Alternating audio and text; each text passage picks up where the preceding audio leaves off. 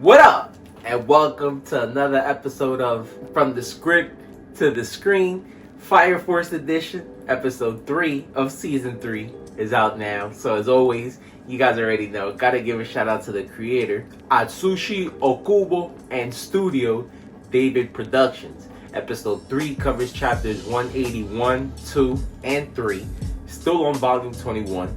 And a pretty eventful episode. We got a couple shifts of scenes. We know that there's multiple things going on at once. And so we see that Squad 8 officially starts their raid on this jail. Going off of last week, we already saw that Shinra and Joker were the first to arrive. And we see that they're greeted by Captain Burns, once again considered to be one of the strongest fire soldiers.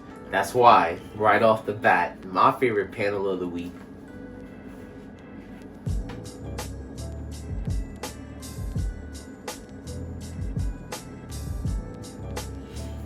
We are starting to see how strong he is. He's taking on Shinra and Joker at the same time. And we see Joker state that his power actually gets stronger the longer a fight goes on. His move, called Voltage Nova, has multiple phases and he just gets hotter. So like Joker said, it'd be good to deal with him as quick as possible before he eventually becomes untouchable.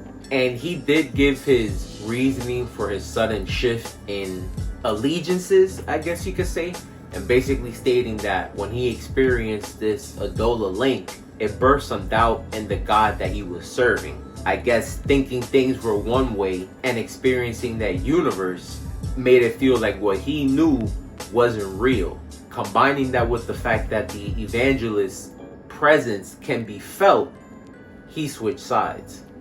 And so while they're dealing with that, we get a shift to the rest of Squad 8 making their way to the spot. And in true fashion, they give us a little bit of comedy. We see that Arthur, not listening to the standard rules of travel, ends up getting bumped off the vehicle, and so he's separated from everyone. Something that'll come into play later on. But we do see at the end of the episode that Squad 8 officially makes it there and is also confronted by some of the white-clad members. This is the person that brought the ants that make people become infernals. So I could only imagine the tricks that they have up their sleeve. And with Arthur being out the picture, the person who was supposed to be on the front line is no longer there. So they had to make some adjustment.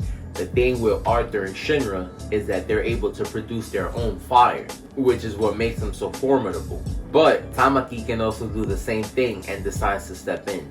And that's right where the episode leaves us, with another set of fights about to start. So we'll have to see what happens next week. And some other notable things throughout the episode was them showing us what some other fire soldiers are doing throughout this sudden shift in some people's alliances has left some other people in limbo, not really sure what to do.